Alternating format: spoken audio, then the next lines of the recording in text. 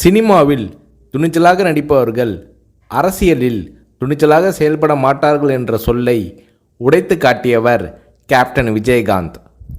தமிழக அரசியலில் துணிச்சல் மிகுந்த அரசியல் கட்சி தலைவராக கேப்டன் விஜயகாந்த் அவர்கள் உருவெடுத்தார். கடந்த 2011ஆம் ஆண்டு சட்டப்பேரவை தேர்தலில் வெற்றி பெற்று எதிர்க்கட்சி தலைவராக கேப்டன் விஜயகாந்த் அவர்கள் தேர்வானார். அப்போது தமிழ்நாட்டின் முதலமைச்சராக ஜெயலலிதா அவர்கள் இருந்தார்.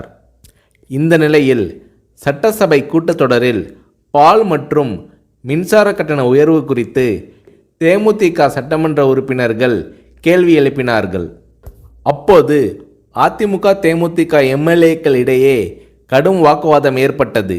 இந்த நேரத்தில் ஆவேசமாக எழுந்து பேசிய கேப்டன் விஜயகாந்த் அவர்கள், கூட்டணி கட்சி என்றால் ஆளுங்கட்சிக்கு ஆதரவாக இருக்க வேண்டும் என்பது இல்லை, மக்கள் பிரச்சனை தான் எங்களுக்கு முக்கியம், அதை பற்றி தான் பேசுவோம் என்று கர்ஜித்தார் கேப்டன் விஜயகாந்த்.